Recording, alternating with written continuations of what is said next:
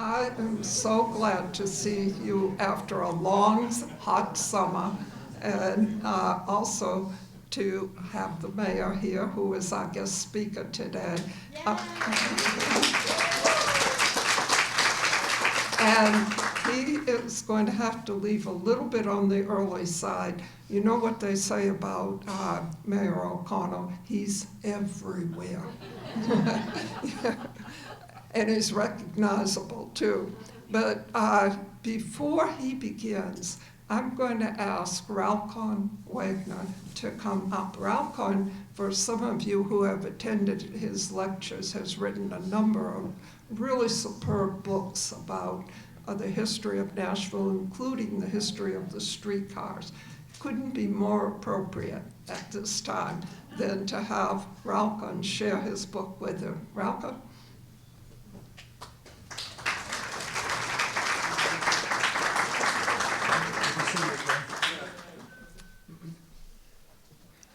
This seemed like the perfect time to do this. I've been trying to get this book to you for several months. And you've even had a meetup before the campaign, and you were like 2 houses down, but we had to be at a funeral that day. So anyway, this is a signed copy, and this covers the first 75 years of Nashville transportation from the 1860s to 1941.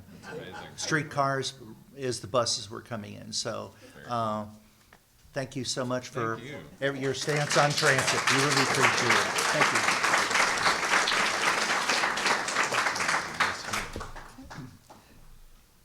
Well, let's get started now. You all know who the mayor is. I don't have to tell you that he's a native Nashvilleian, which I think is important, trying to solve some of the problems that many of us have lived with all our lives, or part of our lives, and our newcomers find pretty bad when they come here and can't get around. I grew up in Boston with fantastic transit everywhere, and then I came here and the only way to get anywhere was either walk or drive. And I think the mayor's going to change that. So here he is.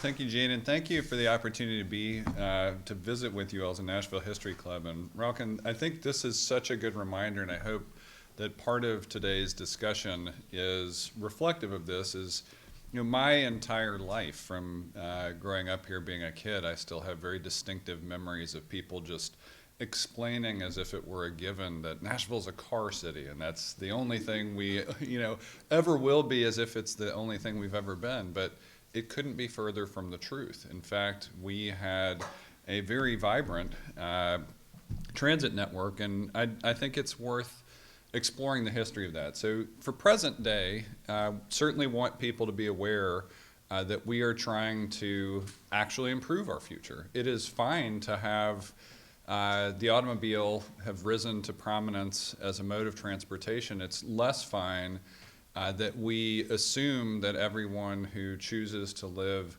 in a city as large as we are, with as much opportunity as we now have, and whose costs have gone up so much, should be required to pay an implicit tax of $1,000 a month for the burden of car ownership. And in fact, we can offer everyone who prefers to drive by themselves all over the place and circle looking for free parking that opportunity as well. But for myself, as somebody who enjoys being a pedestrian, enjoys walking around my neighborhood on sidewalks that are safe enough to have now put 13 years of wear on the axles of a Radio Flyer red wagon with our 2 daughters, and enjoys riding my bike both on safe streets and on greenways, and enjoys taking advantage of transit where it works. I'm the best case scenario for everybody else, because if you give me the chance, I will be out of your way and will not be contributing to the traffic you're stuck in. And we want more people to have that option. So I think as we go through today, there are some good perspectives here, and I want to thank especially Javier Solano and our team, who frequently is probably learning more about the history and present of the city, because he helps so much with research for things we're talking about on a regular basis. And then, of course, David Ewing, who I know has been a key part of this club, who engaged with Javier as we talked about some of these issues. And this is such a, I think this is such a refreshing opportunity to explore these ideas, because to do so in the context of history and look at the visuals as we do this is really so fascinating. So let's start with a map of Nashville in 1804, which was 2 years before we were officially incorporated and first had government as a municipality. We were incorporated in 1806, which is why Mayor Purcell actually celebrated Nashville's bicentennial in 2006, even though James Robertson and John Donaldson arrived here in 1779. Now, in the corner of the map, horizontally, you can see College Street, which today is 3rd Avenue, and most of the settlement around that time happened around the river, so that was actually a form of transit back then, was the Cumberland River. Interestingly enough, again, in I guess the wheel of time, I've just recently seen a proposal for a new Nashville water taxi. So it is fascinating, again, to see where we've been and where that leaves us. Now, fast forward almost 100 years, this is the map of Davidson County in 1900. And again, you see labeled on the map very prominently is the river coursing through the county. And this is also a fascinating part of our existence. For having gone to Fort Nashboro many times in my own childhood, and it's a, I guess, middle of life incarnation. It's since been renovated, but it's not much of a destination, and is honestly rarely open and programmed in the way I think it should be if we were serious about the history of our river. But the river of my childhood was literally barges sliding down the banks of what is basically now Cumberland Park and the General Jackson Showboat. But I think we have so much more we can ask for from the river. It has been a gift to this city for our bicentennial period of being here, and we should do more to honor it. And so there's more to come. We are having active conversations in the mayor's office about this on a regular basis, but I think it's important to see that for the past century and more, even in just the exercise of cartography, it's been such a prominent feature. Now, of course, this is an outdated mode of transit as well. We have always had, there's always been some manner of connection to our, if you look at the seal of Tennessee, you see agriculture and commerce. And as our family enjoyed the Nashville Fair over the past couple weeks, it's still great to have a direct connection to agriculture, livestock, all of that. But here's a image of one of the draft horses. And while it's not as present in Nashville anymore, Tennessee actually has the 4th largest number of horses per capita of any state, behind, interestingly, California ranking #1. Less surprisingly, Texas ranking #2, and again, given the tradition there, Kentucky #3. This is a flyer from the stockyards. It is no longer in operation. I don't know if the new residential project that is there will say got to be seen at the stockyards in the same way that the old restaurant did, but there is still a building there. But it was literally a place to buy and sell horses, and this was a premium mode of transit. And even before Ralkin's era, and sometimes coincident with it, was the stagecoach era. So if you came to Nashville, particularly before the Civil War, you came by stagecoach. And there are places called stagecoach inns, which were the hotels and inns. And basically, the stagecoach left from the hotel because that's where, even back then, our destination economy tourists were coming from. And so that is how people of any kind of means would move around until, of course, we got streetcars. Now, I'll just take the first hand that is not David. Who can tell me what picture this is? What bridge is this? Yes, Ralkin. I should have said no Ralkins either. This is, in fact, the old Woodland Street Bridge. It was a suspension bridge. If you go right by City Hall and the courthouse today, of course, it looks very different. And as an occupied city during the Civil War, with the Union Army coming here in 1862, the fleeing Confederates took down the bridges over the Cumberland River.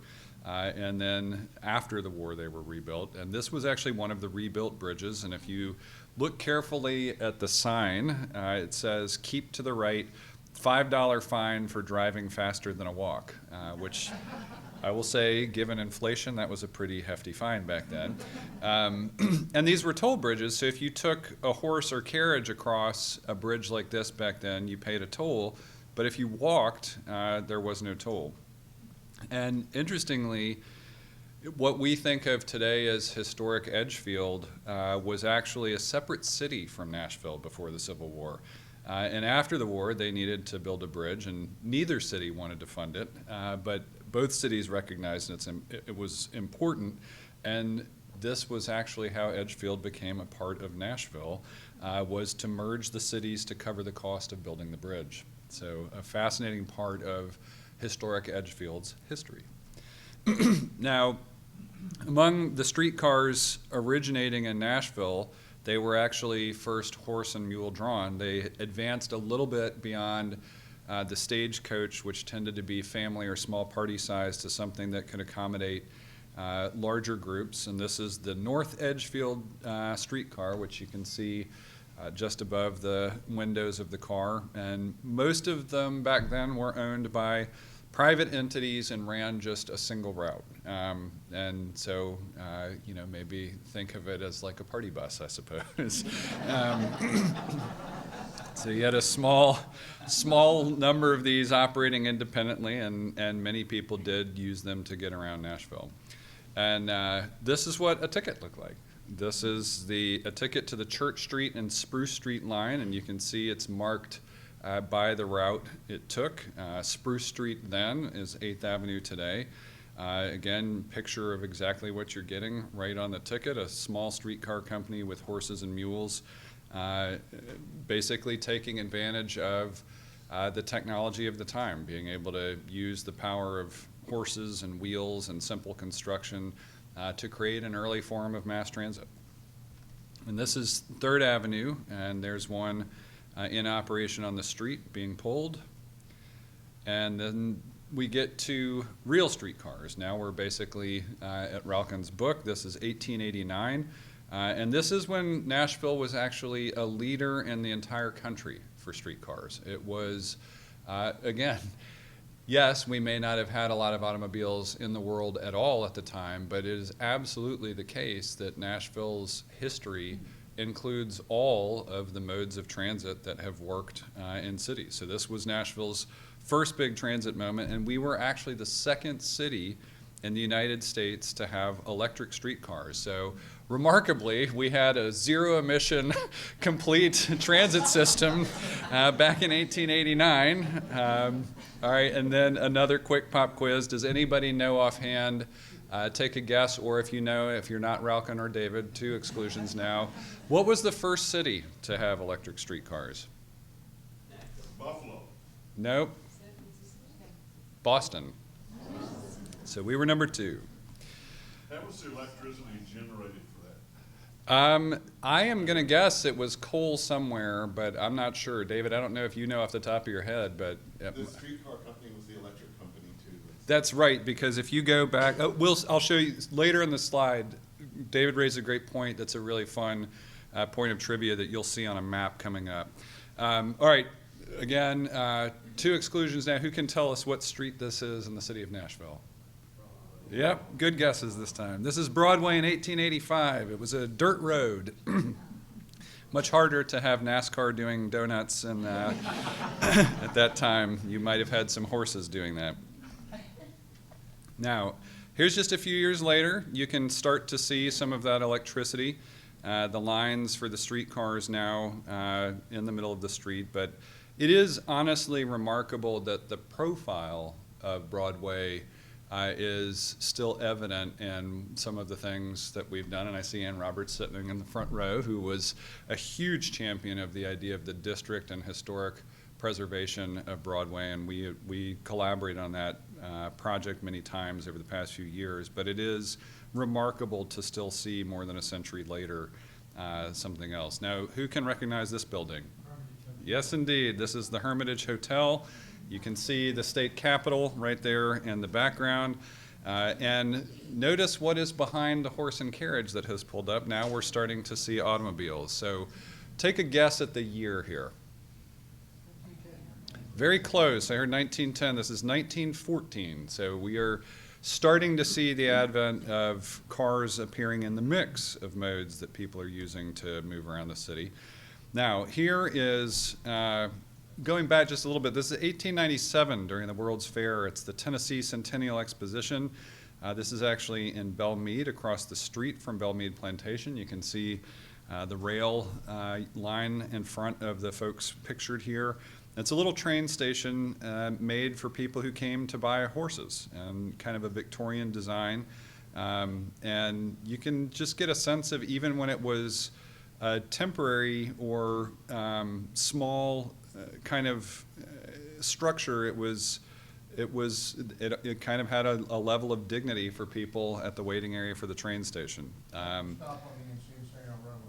Yeah, so it does look exactly like that, and you could see it is a waiting area with some evidence of thought given to it. But now fast forward to today. And this is too often what we do with today's transit scenarios. This is outside 100 Oaks, no sidewalks, no covered bus stop, just a grass strip. And it is what we're trying to fix, because we have started to make some mistakes that move us away from that thoughtful dignity that we did more than a century ago. Now, back into the time machine. This is a pamphlet from the Chamber of Commerce in 1891. And you look at how we're describing ourselves. Check out all the words from the top all the way down. Plucky, progressive, successful, substantial. And the Empire City of the South. It's a really interesting set of descriptions, and I think there are a lot of people that would use at least a few of these words still today to describe Nashville's spirit. And so I think in the sense of when Nashville was a leader on transit, this was kind of the first, the electric streetcar era. And look at the population details on the bottom right. In 1870, we had just crossed over that 20,000 mark and climbing, and just 20 years later, 115,000. If you want to talk about percentage growth rates, we don't even come close to what we were seeing at the turn of the previous century. Now, again, 1891, also from the Chamber, and Nashville is the only city in the South completely equipped with electric streetcar lines. And mule and horse have almost disappeared from our roadways as a mode of transportation, and the power of streetcars and electricity has completely superseded them. You can see, let's see, does this tell us the distance? By the time we were at this moment, the overall system of electric streetcar lines had covered 50 miles and was known as one of the best in the country. And so there we were. Nashville had solved the problem of mass transit, 1891.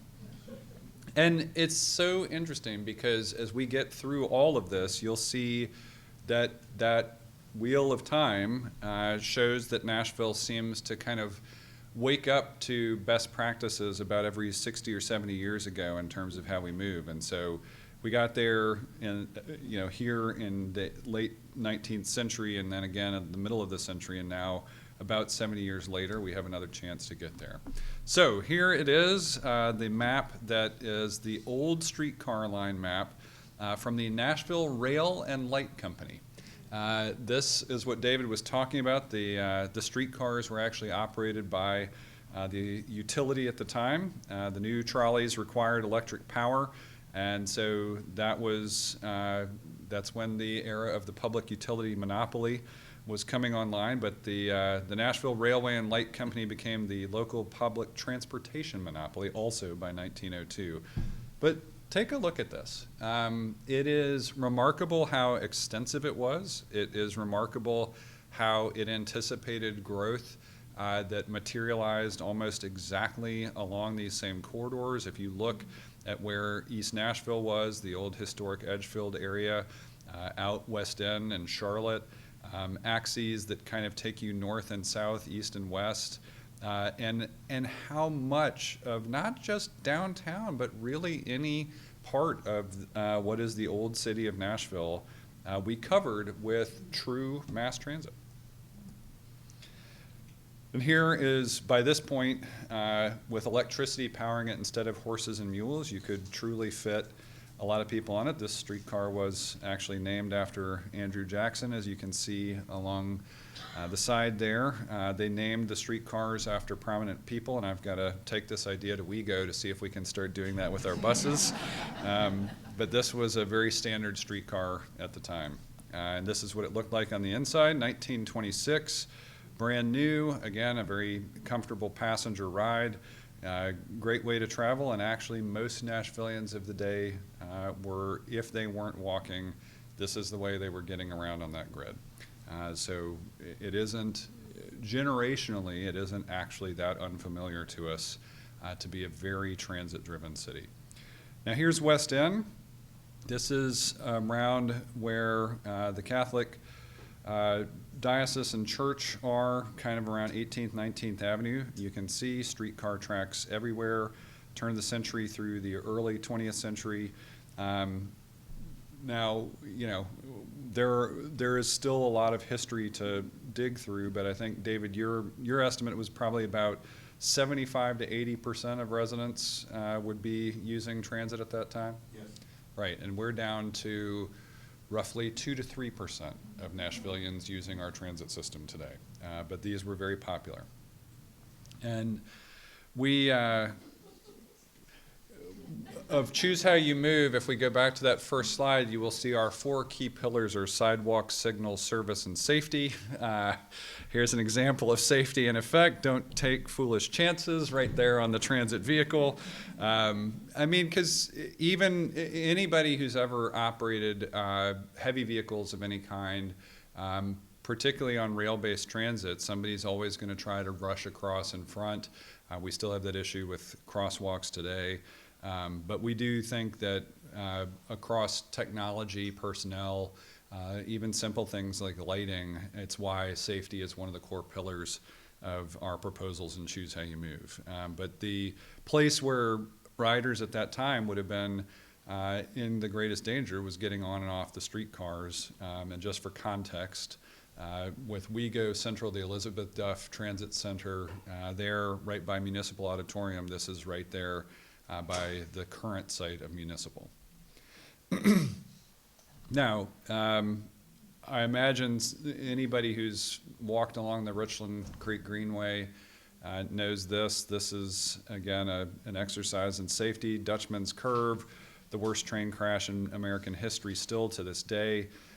You can find a historic marker commemorating the location behind the Publix in Belmead along that greenway. There's a horseshoe bend curve there where 2 steam engines hit at 60 miles an hour, and it was why the federal government actually got rid of wooden cars on passenger rail and put a lot more safety measures in place. And so David, as we were putting this together, recommended a book about the incident called The Day the Whistles Cried. So that's going on my own reading list. Now, this is just some really great imagery from the Nashville that was resplendent with transit. This is the Customs House downtown. Again, just above that picture of the historic Broadway, and it's interesting, right? Because you can see fixed route transit sharing the road with cars. Not an inconceivable idea here in the city of Nashville and one of our major thoroughfares. This is Lower Broadway. You can see merchants there. Now also what is Friends in Low Places, and if you look to the right there, you'll see the First Baptist Church steeple, and Bridgestone Arena is right around here now. But you can see, again, the train tracks and how they curve, how they were designed in. And it's I think one of the more remarkable things to imagine is this was already a part of our infrastructure. For decades, we had our roadways designed with the intent of having mixed traffic on them. And if we were to go back and do this today, it would cost us $300 to $400 million per mile of this kind of infrastructure. And it's very, very difficult to justify that without significant infrastructure investment from partners. And we can't reasonably recommend doing that, and we'll talk about that a little bit more. Now, this is not long after World War I. The Economic Club of Nashville, founded in 1920 as the Exchange Club, had this as one of their earliest projects. It was a wider Church Street proposal, and this was west of the viaduct and the extension of 9th Avenue from Church Street to Union Station without cost to the city of Nashville. We always appreciate private partners coming in to help us with infrastructure, but they did eventually succeed in getting property owners to sell to the city voluntarily, making a civic argument to complete the project. This was the old viaduct where NES is now, and Nashville Yards, which is under development. And gosh, look at that. There is a transit vehicle on a fixed guideway going over the viaduct. And so this was, again, to David's point about burning coal, you can see that with so much electrification without regard to the impact on air, or without enough regard to it, you did sometimes see, even in the 1950s, or up until the 1950s, a kind of a haze over parts of Nashville. So this is interesting because we are coming up, November 5th is an election for candidates as well as one key idea. A political ad from 1939, Tom Cummings running for Nashville mayor. A platform of 5-cent streetcar fares because the private streetcar company had raised the price to 7 cents and people were furious. And you know, it's interesting to think about mayoral legacy, but the NES building is actually named after Mayor Cummings, and he was the one that bought the power company from private investors at the time, so pretty important civic legacy. And now we get into the rise of the automobile and motor coaches. And so starting to move off of fixed guideways, we see private motor coach service, and there are 5 routes: Granny White, Bordeaux, Dickerson, Sunset Park, which is now Hillsborough Village, and Inglewood. It was the inauguration of bus service in Nashville, and it was sort of the last project of the Nashville Railway and Light Company. You can see here in the flyer. They were basically reincorporated and replaced by NES, and different things happened to transit. And look at this. It is a token from the Nashville Transit Company. It was equivalent to 10 cents at face value, but you could buy 3 for a quarter and save money. I don't know if we have any speculative investors in the room that stocked up on these tokens. This is where buses picked you up, Legislative Plaza. You could transfer here. There was a precursor to the open-air transit transfer facility at Dedrick Street, and now Elizabeth Duff, we go Central. But again, car rising with us. This is an early downtown parking brochure and map. 10,000 places to park your car in downtown Nashville. We have now eclipsed that dramatically with more than 50,000 parking spaces downtown. It is a problem when 50,000 people try to come park in downtown all at one time. But by planning your trip downtown between 9:30 in the morning and 4 in the afternoon, you will avoid the periods of heavy traffic and maximum parking. An early stab at transportation demand management. And now we're kind of in the period where transit changes again. This is a brochure from the Nashville Transit Company, but you can see there's transit in a suburban area. This looks like it is supposed to be how neighborhoods connect.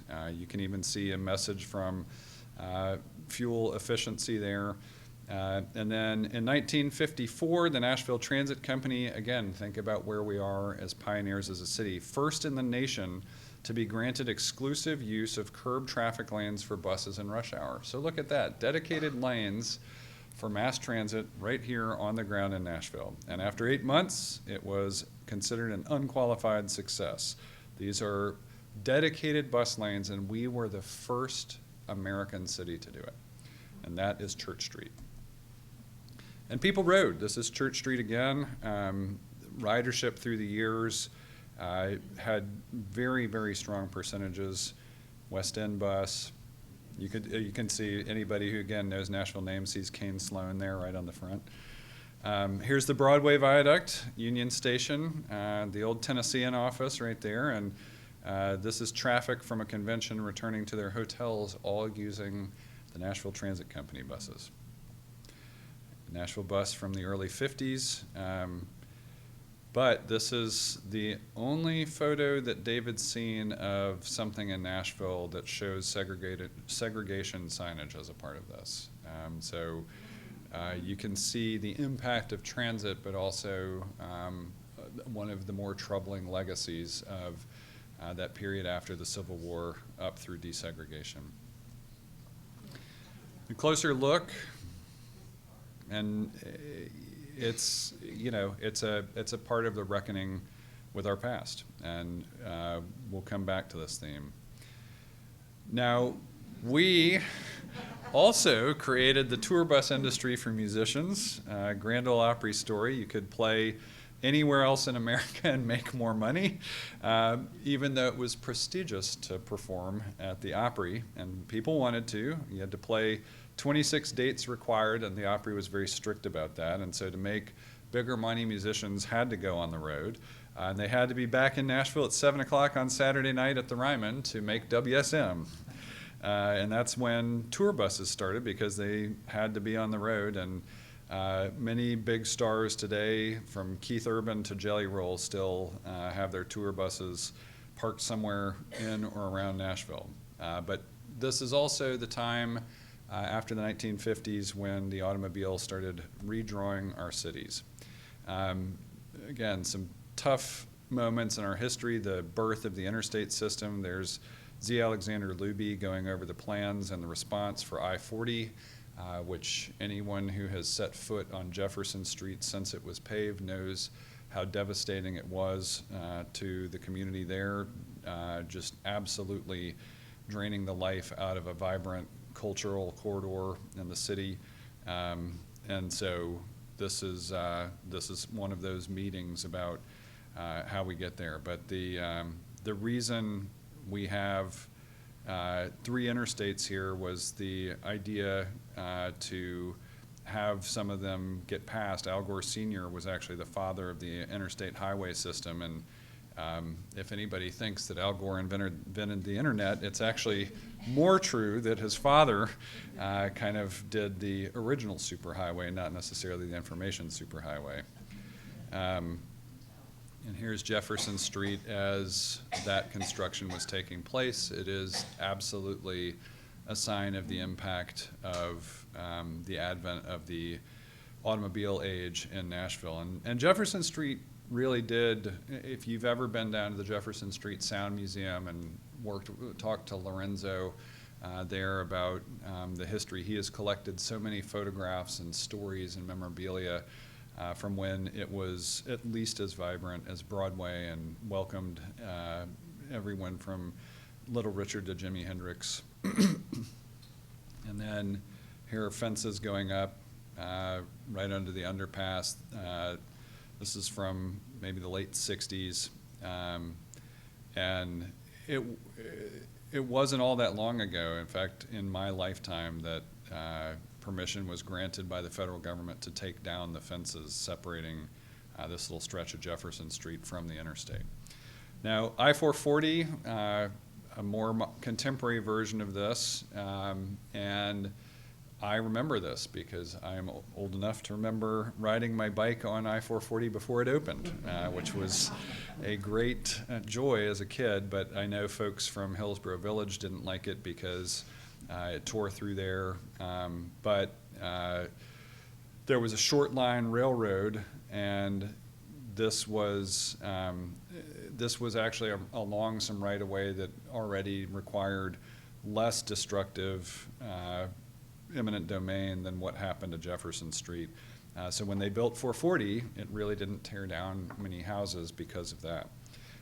Here's an early design. And again, just thinking about the changes, there were more sound walls put up along 440 than ever were offered to North Nashville communities along Jefferson Street. It did take a long time to build. Originally proposed also in the 1950s, I-440 still changed a lot and didn't complete construction until 1987. And public transportation started declining in the 50s. Higher fares, service cutbacks, fairly standard responses to changes in the market. Metro Nashville purchased the Nashville Transit Company and created what it has been the Nashville Metropolitan Transit Authority, now known as WeGo Public Transit, in 1973.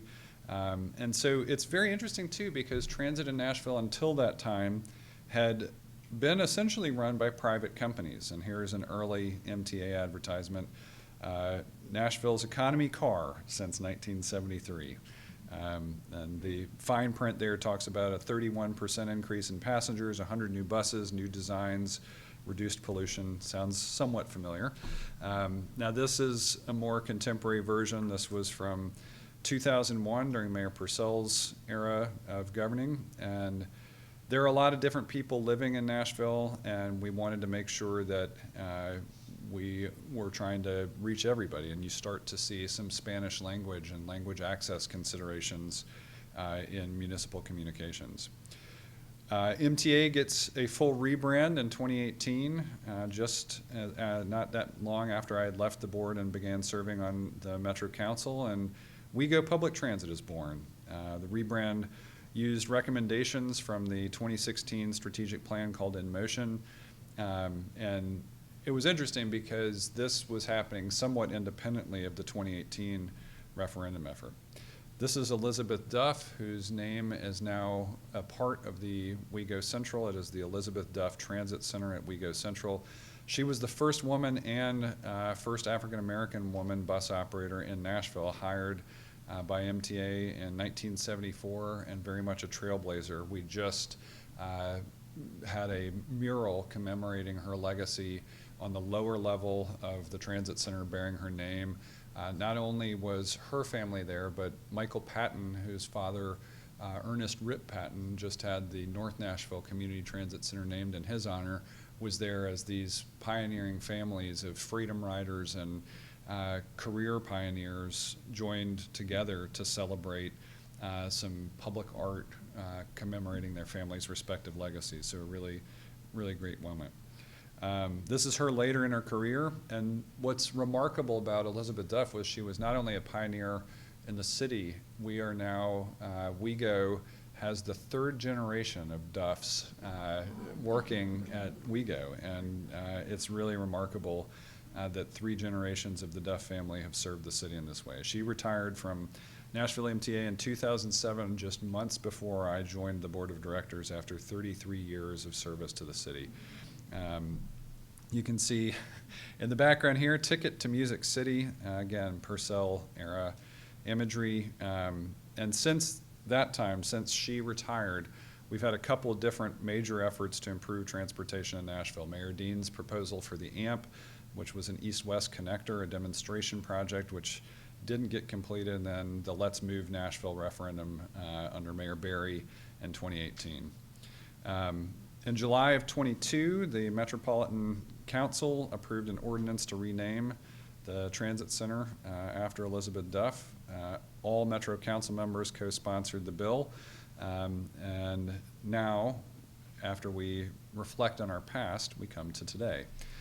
So what we're trying to do is reclaim that spirit of pioneering, and there are some innovations embedded in this program. Some of it is the technology of traffic signals, which we will move beyond copper and dial-up to fiber-based networks that communicate with a traffic management center staffed by NDOT engineers, and knowing that if we were all to leave here at one time, the grid would know that there was a group of people leaving together. It would have some sense of what was happening, of traffic around the city, and every single one of us would catch more green lights.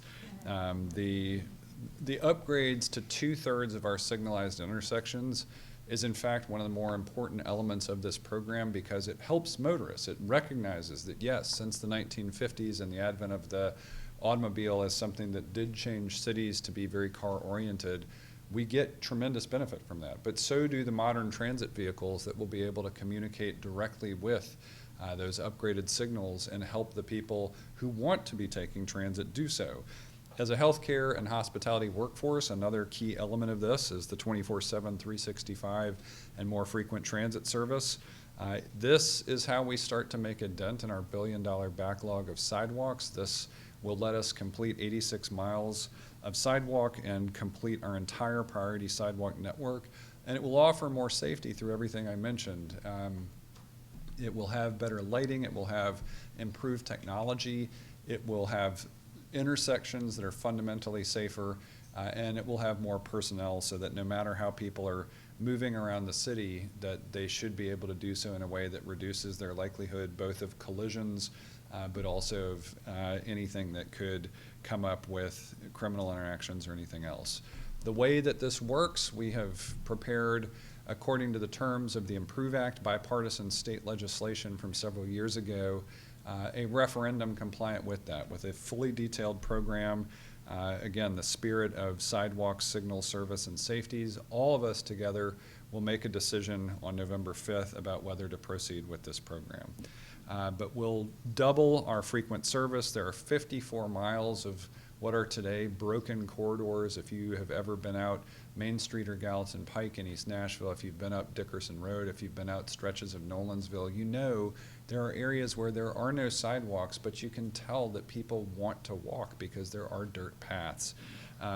We will have a dozen community transit centers like the Rip Patton one we just opened, which are transformative for communities. The day we opened Rip Patton, I realized standing there that I could get to my next stop, which was WPLN Studio and Metro Center, directly from Rip Patton in less than 10 minutes. And so we hopped on the bus and got over to record an episode of This Is Nashville.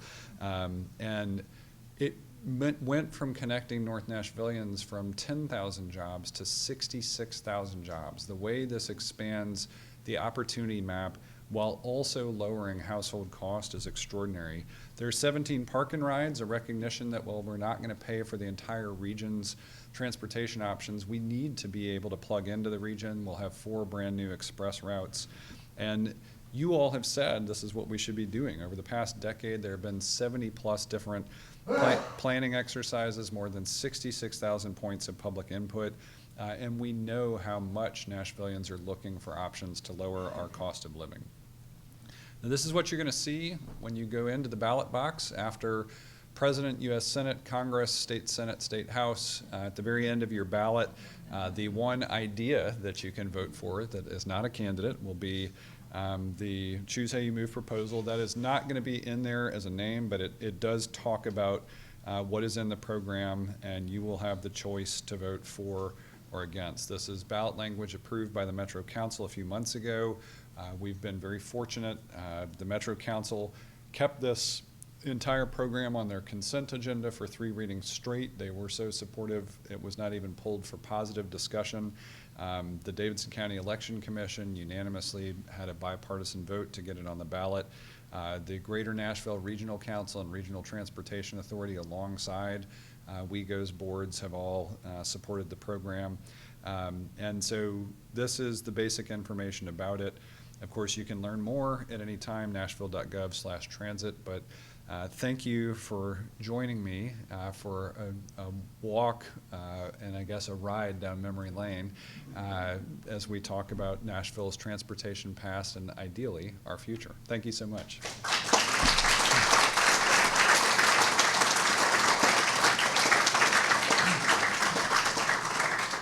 And I've got just a few minutes for questions before I scoot. So, Gene, if this is okay with you if I open it up to the floor? All right, first hand. So, we live in Cherokee Park, which is fairly dark area at night, and also no sidewalks there. Are we included in any of these plans? So what I would say is I haven't memorized exactly where all the sidewalk elements are going to be, but I'll tell you a couple things. One, we just released some updates to interactive maps. If you go to transit.nashville.gov, you can start to look at your neighborhood and see what is specific to this. But what I would say is this is dedicated funding for transportation and infrastructure. So if this gets approved, it locks in the program elements, but meanwhile, WeGo and NDOT will continue doing things that serve all parts of the city. These were the things that we knew were critical, but this actually lets us do, it's sort of a both and opportunity. There's two maps of the future. One is today, where Cherokee Park has been left completely unattended in this regard for a quarter century or more, I know, because I grew up on Bowling Avenue, so not too far away. We had good sidewalks in front of my parents' house and through most of Richland West End, but you get into places like Cherokee Park where there are fewer sidewalks. My guess is that elements of Wilson would get it, that wouldn't have it right now, and maybe some of the major scenarios. We know that NDOT and NES, between them, will continue doing lighting audits, but we have worked with council members and they have highlighted for us those areas in all 35 council districts that probably need the most focus. But happy to take a look at transit.nashville.gov and see. The biggest focus is on helping people in those corridors where most people are trying to walk to access other things. But you know, I think if you look at a Sylvan Park, if you look at some places in the nation's Cherokee Park, this program isn't going to put a sidewalk in every block in neighborhoods that have lacked sidewalks altogether, but it is going to really help us start to connect, and then we will continue to advance an existing strategic plan for sidewalks and bikeways. But take a look at the interactive maps and you can go look in your neighborhood. Yeah. The last paragraph of what's going to be on the ballot, I'm looking at, talking about that 0.5% tax. Yeah. And it has the, I forget how it works. Yeah, I can see if I can get that back up. Until blah, blah, blah, and the council decides that, is there a projected time on that? And if so, what? And I know that's a moving target. Yeah, but it will be a moving target because you can't design, so the way that this works is you design a program and then you design the financing plan for it, and all of that has to be independently audited, which we've already done. The comptroller approved the accounting principles. We had an independent auditor come in, and all of that piece. So there's accountability baked into it, but you can't go, it's like the I-440 conversation. We don't know exactly where transit stops will be today because we'd have to go out and see what's possible. In some cases for sidewalk construction, you have everything you need. You can just go pour the concrete. In other cases, you have to buy easements from existing property owners, which increases the cost and how long it takes to build. The anticipated build out of the overall program is 15 years. And so that's a capital scenario that means that all of those major corridors that you saw on that old rail map, some of them will get upgraded to kind of contemporary standards. They'll have modern curb and gutter. So there's another beneficial side effect of a lot of the program that has a stormwater impact that is very positive for the city. But it's roughly a 15-year capital horizon for it. I'm going to go back here. More long-term, what would you foresee for light rail and even subway? Yeah, so again, surface rail at a cost of $300 million a mile, we would really need to qualify for a significant federal program to be able to do it. What I told our WeGo and NDOT teams is we want all of these corridors to be rail ready so that if somehow we qualify for that, we could jump into those programs pretty quickly. But at that level of cost, I'll put it this way, if we had done even a single light rail route from the airport to downtown, that would almost take up the entire rest of the program we are proposing. So when we looked at the cost benefit analysis, we wanted to do something that was high impact, low cost, really focused on scenarios that have worked well in other cities and have also worked well in Nashville when we get them. And this lets us do something that the whole system works together. The sidewalks connect people more effectively to everything. The transit access combined with signal modernization means that you get a grid that supports everybody's movements around the city all at once, and that was kind of the focus of this. I'm gonna come over here. Really quick, 3 questions. For the November 5th ballot, my environment that I'm connected favor, but they have concern about the cost. Is there any way to more communicate with the community to justify the cost? Second one, Yep. for the sidewalks, it's legally possible for every new permits for construction to issue the permit with, cost to, sidewalk. And third one, How many do you have? Okay. for current, green lights, traffic lights, before, that modernize to manually adjust, because so many bottlenecks and slow the traffic and. Yeah. Thank you. All right, so first, 3 questions, one about cost, one about sidewalks and legality, and third about manually retiming signals. So I hope that everybody in this room has some sense now of what's in the program if you didn't already.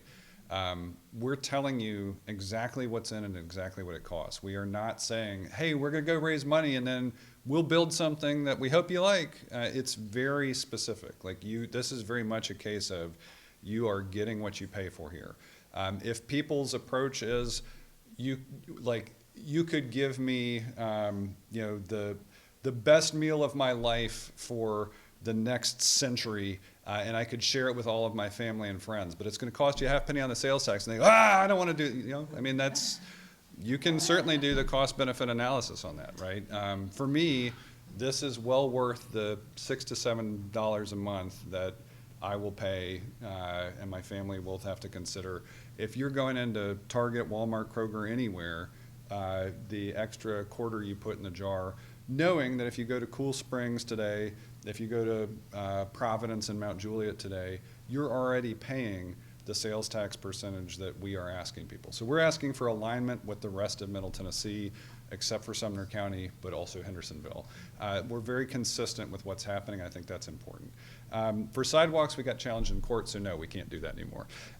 We tried. There are some small circumstances where we can get shared infrastructure costs, but Tennessee is very much a pro-property owner state and very business friendly, and so if they see cost in it, they'd much rather not have that as a part of requirements or regulations, and so it contributed to the increase in overall costs. We're generally in a place where we have to pay for public infrastructure in almost all cases. And then with regard, the final one was traffic signals. So Mayor Berry did this. She had a whole big public, almost a campaign around manual signal retiming. It helps for a few months, and then traffic patterns change and it doesn't help. That's why getting dynamic, smart traffic grid is one of the biggest wins in this. And think of it this way, those are our 2 futures. If you like the status quo, vote no.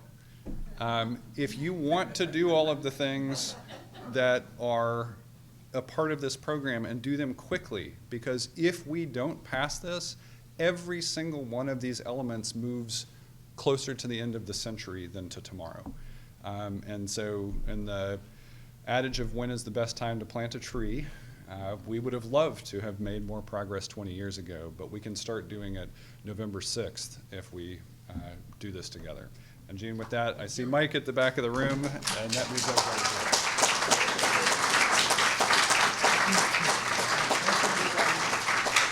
As he disappears, thank you very much for sharing that with us.